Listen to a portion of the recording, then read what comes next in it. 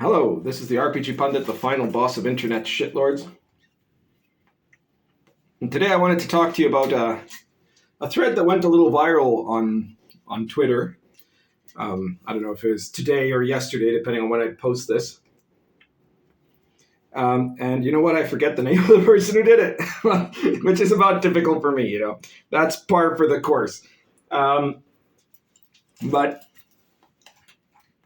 it's a guy. Yeah, it wasn't anyone especially famous, but it got commented on by various people, including some pretty well-known people in the hobby. And basically what the guy did is an analysis suggesting that the RPG hobby is falling out of a golden age. So the argument was that with the advent of 5th edition and the sudden expansion of popularity caused by things like Stranger Things and Critical Role and all of that sort of thing, we had entered into a kind of golden age of RPGs, of the RPG hobby, where there was way more people into gaming, into tabletop gaming, than there had been in ages, which is true. And that it was, it was a peak period in our hobby. And his argument is that this is now about to fall apart. And it's a good argument. The argument is about to fall apart because, or rather the golden age is about to fall apart because there's this new edition that they're coming out with. They did the OGL, which backfired horribly on them as an attempt to hold on. Wizards did the OGL as an attempt to hold on to their control over the hobby. And instead it had the exact opposite effect, so that now suddenly you have a whole bunch of the people who were making product that was essentially 5e compatible product. They're now breaking off and they're making their own games. They're making their own systems. And he pointed out that that loses, he didn't use the term, but the correct term is Dancy's term, the network externalities. Before you might have had, one of these third-party press things doing a certain set of products. You might have had the Critical Role people doing a certain set of products. You might have had Wizards doing a certain set of products, but they were all at least basically compatible with each other, right?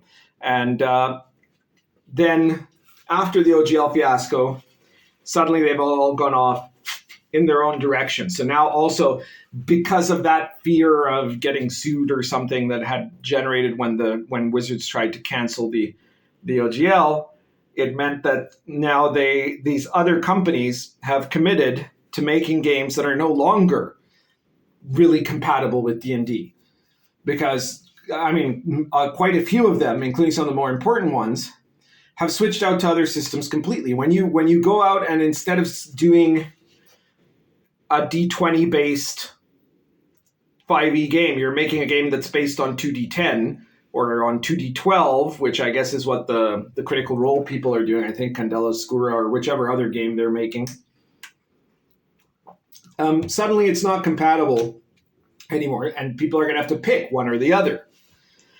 And so the argument that has become part of this viral thread on Twitter is that what we're now going to see is a big collapse of this, of the golden age of the hobby, and it'll mean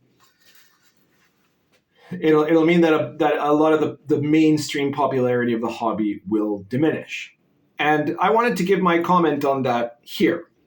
I think a lot of the points in his argument are pretty good, right? And he did a lot of preamble that explained it all, where he mentions all kinds of other things that I didn't mention right off the bat, but stuff like including, like the OSR, for example. He mentions the OSR, and this is where he gets a little bit into a quagmire, right? So in the first place, his argument is that because people won't have games that are compatible with each other, that's going to mean the end of this, and then that'll be bad for everyone, because his argument is that even though you might not like Wizards of the Coast, you might not like the current version of D&D, if a whole bunch of people drop out of the hobby, then that's going to be less opportunities for everybody involved. To which that's where I say he's not right. Because the one thing he missed is that the OSR is the game that is the game design movement that is based entirely on that very notion of compatibility, which he feels is so crucial. And the last time, like, he made an analogy to the 1990s when Wizards went broke because they put out too much stuff. But actually, the last time that this happened wasn't as far back as that. It was with 4th edition. When 4th edition came out, it shattered the hobby in a massive way because it created a rift between gamers, where 2/3 of D&D players said this is not D&D, and 1/3 said, yeah, it probably isn't, but we like it, and so they're playing it. But basically, Wizards lost 2/3 of its market share, and the OSR, that's when it actually took off, because other people were looking. All of a sudden, all those people, sure, a bunch of them left and come back until 5th edition came out, right? But some of them went to Pathfinder, right? So there's also an opportunity for somebody who makes a 5e clone, and I think that somebody will probably make a 5e clone if, let's say, OneDnD turns out to be not as compatible with 5e as they claim it will be, or they stop printing print books, or the VTT collapses, or Wizards is told to mothball D&D for 10 years or something like that. All those are situations where there might very much be a chance of a 5e clone, right? So that would also be a possibility. But the OSR, that's when it exploded. In 4th edition, when 4th edition came out and basically ruined the official D&D, the OSR thrived. And it's going to happen again. Because there's nothing that's fundamentally changed about the OSR from then to now, except that we have literally thousands more games in the OSR than we used to have, right? And we've become much more creative than we were back then. So OSR games are going to, again, be a place where people are going to go and look for what the kind of experience that they could get before they're going to want to find that same thing and that same compatibility, right? Like compatibility is a very important factor, right? You can take any of my games and use them with each other. You can combine Star Adventurer and the Gonzo Fantasy Companion, and you can use the social encounters rules in both of those, right? But also that you can take any of these and combine them with any other OSR game. I can combine Star Adventurer with Machinations of the Space Princess, or with Stars Without Number, or for that matter with, let's say, some post-apocalyptic RPG or some fantasy RPG. They're all going to be compatible if they're actually OSR. The Gonzo Fantasy Companion is a source book of random generators and different kinds of new rules for creating races, rules for using magic items, all kinds of stuff that you can then put into any game. Yeah, and so it's a resource that you can use anywhere in the context of the OSR. And most OSR games are basically that way. And a lot of people will do this, where they'll mix and match because it's all compatible. So compatibility is a great thing, and it's why nobody in the OSR should be especially worried if 5e goes under, because we did not benefit from the popularity of 5e in any particularly great way. Right.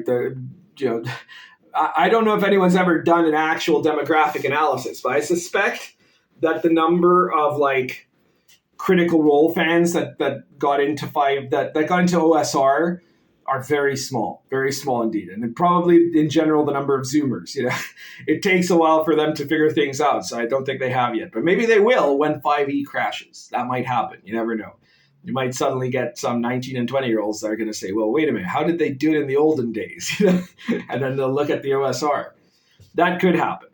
But really, his argument in this Twitter thread is right, but his explanation of the reasons is actually wrong, I think. So Wizards is doing a bunch of bad decisions that is going to accelerate the collapse of what has already been a very lengthy period of time where D&D has become a fad again, right? And there have been multiple times where D&D has been a fad in different ways. But basically, that's what's gone on. It's that it's not really about 5e in particular, though clearly if it had not been 5e, if it had been some other system, it would not have done as well. The fad would have been very short. 5e is a very well-designed system, and coincidentally, it's a system that is very easy for casuals to play. And so that made it especially good for that fad, right? So it was Stranger Things, and it was Critical Role, and suddenly gaming seemed cool. And it's the whole general thing about, oh, geeks are cool now, right? That whole thing. But you know what? I do think that's coming to an end. It'll come to an end no matter what, right? But it might come to an end in an accelerated way in the RPG hobby because of the change in edition and the move to the VTT. I bet a whole bunch of people will drop D&D rather than join them on that move, you know. And the thing about fad gamers is that most of them don't stick around after their fad has passed, right? And if they do, they're loyal to one game or one system, one edition of a game, and then after that they're gone. And we've seen this time and again. So, you know, those guys are going to go, right? And it's become chic now to be a geek, and therefore, and you know, and retro member berries of the 80s have allowed D&D to tap into that, and the system is good, and that meant a whole bunch of people joined in. Those people are going to go eventually regardless. This is not the first time it's happened, as I was pointing out. I've often said on this channel that when I started playing RPGs, which is so long ago now, you can't even believe it, right? In the mid 80s, I was the least cool guy or the nerdiest guy at the table, because everybody else at the table at that time in that place were either like kind of heavy metal skater dudes or punks, you know, who were also probably biker or skater dudes, right? and they actually kind of got me to DM because I was the smart kid, right? But I wasn't the geekiest kid in class, but I also was definitely not as, you know, as much of a rebel as the rest of these kids at this table was. Now, by the time I was in high school, only 3 years later, you know, 3-4 years later at the most, I was by far the least geeky person at the table, because all of those guys had stopped playing because it had stopped being cool. And instead, all you had were the real geeks, right? And at which point I was the coolest guy at the table. I hadn't really changed all that much. I changed a little because, you know, puberty got in the way in between those 2 points. So I think I might have been a little bit cooler than I was, you know, 4 years earlier. But it wasn't so much about me. It was about everybody else who was now at the table, okay? Because D&D went through several cycles of this, right? In the 70s, the original D&D craze was running on the steam of the Lord of the Rings. It was running on the even of Star Wars, right? These fantasy media were suddenly becoming mainstream in a way they had never been before. Because like in the early mid 60s, Lord of the Rings had been popular with some hippies, right? But it was really like when they did the movies, the Bakshi movie, and you know that those started to draw more people's attention, right? Lord of the Rings had gained momentum, and also other stuff like Conan, Heavy Metal Magazine, all of that stuff had allowed for the conditions where Gary Gygax and Dave Arneson's little game would suddenly start to pick up, first on college campuses, then in high schools, then all over the place. And so it became a fad. It was a fad from the early 70s, from the mid 70s, let's say, to the late 70s on that basis of popularity. A very curious thing happened at that point, which was that there was this, you know, the stories about the kid in the drain pipes or whatever, and the satanic panic. And that caused certain people to leave, but ironically, it pushed right into a secondary kind of fad, because you had suddenly D&D was rebellious. You know, if you were playing D&D in the mid 80s, in the early mid 80s, you were a rebel. You were somebody who was who other people might look at as a little dangerous. And how much that was the case depended on where you lived, right? So if you lived in an area like, say, rural Christian Alberta, you know, that was a place where that was very rebellious, right? Maybe if you were in New York City, it wasn't so much, you know, or something like that, or Los Angeles, or everyone's godless anyways. No one's going to tell you D&D is demonic, right? Or something like that. So that's what drew all of these counterculture people. So suddenly it became counterculture popular, right? It became a counterculture fad. So that if you got into like heavy metal music, or if you were into like, you know, punk music, if you were generally a rebel, you would look into playing D&D. It would be kind of part of your appearance, let's say. So that was the second one, right? And that one kind of died when second edition came up. I mean, I can tell you, I was there, right? I started playing, it was first edition. And I forget if it was within about 2 years of my starting the game, that's when second edition came out. And at first, everybody thought, oh yeah, that's going to be awesome, second edition, whatever. You know, none of us at the time, being like just teenagers, we didn't know anything about the internal issues of TSR, right? This wasn't the sort of thing that you were able to look up on Twitter back then, right? So we had no idea what else was going on with the company or why second edition was created. We just thought this is going to be an even better version of it, right? Second edition came out, and like, you know, at first people kind of liked it, but very quickly we all realized that it had changed, and we all realized that essentially second edition was Bowdlerized, right? It was sanitized. They didn't have the name demon or devil. They were the magic was a bit less edgy, right? It was all a little bit less. It's a little bit less Lankmar, you know.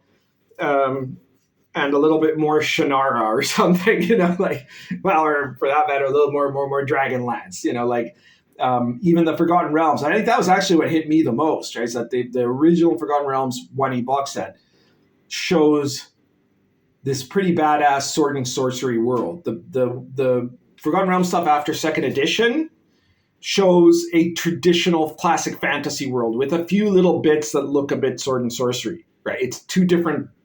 Like, it's the same geography, it's most of the same countries, but it's the way that they present it makes it out totally different. You know, it is no longer meant to be closer to Lankmar or Conan than it is, or Thieves' World or something like that, than it is to Lord of the Rings or Sword of Shannara or, you know, whatever, and any of these sorts of, you know, those sorts of more generic fantasy, right? Traditional fantasy, let's call it. So all the people that were countercultural faded away in the course of those 2 years, 1 or 2 years after second edition came out. They decided it wasn't for them. And what you were left with in most of the 90s was hardcore geeks with, you know, obviously Vampire came out, and then suddenly we got all these goth people coming into the hobby, but most of them wouldn't touch D&D. They wanted to play Vampire, which proves my point that people who join for fads generally stick to the one thing that brought them in. And if that thing goes away, they go away, which is what happened, you know, in all of these cases. So these things will come and go. People will ride, you know, there's always a few people that end up staying, right? That end up sticking to it. But the key to who thrives at the low point, at the high point, it's whoever was riding the crest of the fad. And obviously after that, they're the ones who suffer the biggest consequences of it. And yes, it's true what the Twitter thread suggested. It's true that it can hurt everybody consequentially, right? And that there can be losses for everybody. But the people who are going to be most capable of overcoming that are going to be the ones who are either prepared to do something that helps tap into the remnant of that fad, right? Like the people who decide they do still want to keep playing 5e, but they don't want to play OneDnD, so you make the clone, right? You do the Pathfinder thing, right? Those guys, and the people who have a large internalized community of compatible product, you know, that that is going to look appealing to people and is tied into, is in fact compatible with the edition that has now been abandoned, right? And the people who now feel abandoned from it, right? So there are going to be 5e people, just like there's a ton of D20 people that went into the OSR. They were mostly playing D20. And even, I myself, despite being an old school guy, at the time that 4th edition was about to start, I was still mostly running D20 system games. Of course, part of that's because I have very long campaigns, but even so, and then after that, that's when I started going full OSR, right? Because there wasn't any point anymore. And of course, the OSR is better than D20, don't get me wrong, but it was just a question of the network externalities, right? Because everybody I knew would know about D20 games, right? And they would join those, and so the OSR will now have an opportunity of, it'll do well in a situation that is post-Golden Age. I don't think it has to worry. And that's the part that this guy missed. So be sure to jump on the bandwagon early. If you haven't already, check out excellent OSR games, especially my own, right? Stuff like Star Adventure. This is a complete science fiction rule set, right? With material for you to make your own races, to have your own kind of, your particular space opera, right? But your own particular space opera type of sci-fi game. And it's like $9.99 in print. It's super inexpensive. It's small, but it's incredibly packed. And trust me, look at the reviews if you don't believe me, right? Social Encounters on the Silk Road. This is, in spite of its name, it's actually a product that you can use in any OSR game that you're rolling 2d6 reaction rolls, or where you would be open to rolling 2d6 reaction rolls, where it sets up a system for doing complex social relationships that are not based on rolling like a diplomacy skill or something like that, but rather on a set of social conditions and environmental stuff, with very easy mechanics to pick up on and tons of examples there of specific things like haggling and intimidation and seduction and political debate and all sorts of stuff like that, where it can help the DM to adjudicate how the attempts of the player characters go in those situations without just making it all rely on a skill check, And then finally, the Gonzo Fantasy Companion. This book is filled with all kinds of different resources, many random generators, including generators for random underground complexes and ancient dungeons and things, magic emations, random mutant classes or random mutant races, making animal player character races, intelligent animals, generators for all kinds of fantasy races, and lots and lots and lots of other stuff. You should really check out the Gonzo Fantasy Companion if you haven't yet. If you want to add a bit of, it's got a bit of weirdness to it, right? But if you want to add some weird to your fantasy, you're going to enjoy the Gonzo Fantasy Companion. And check out all my other products, especially as of right now, our latest Pundit Files, which you can find on the Red Room website, the people that make Wretched, and they've got their own excellent games there too, so check those out. But the Pundit Files #2 is out right now. It's called The Dead City, and it's an adventure. It's a very classic adventure. It's the sort of adventure you could put into Greyhawk or Mystara or the Realms if you wanted to, even though it is technically set in the Silk Road. It's set in the Sword and Caravan setting, but it features giants, dangerous undead, a magical curse, all kinds of stuff. And if you like a kind of high adventuring, I think you're kind of going to enjoy that adventure. It's available PDF only from the Red Room, and it only costs $3.50. So be sure to check that out. Check out all my other games that are in the description below. And if you can, please subscribe to this channel and share this video anywhere you think people will find it interesting or where they might get pissed off about it. I don't know. I'm sure that some people will, even though this one isn't that controversial, I think. And if you want to support me, if you don't want to get any of my books, but you want to support me anyways, I guess there's Patreon, or you can send a super thanks. And I thank you, everybody who's done that too. Maybe you've already got all my books, or maybe you just actually don't really care that much about RPGs, but you like the cut of my jibs. Good for you guys. That's everything for today. Currently smoking. This is Nerup Poker plus Argento Roots.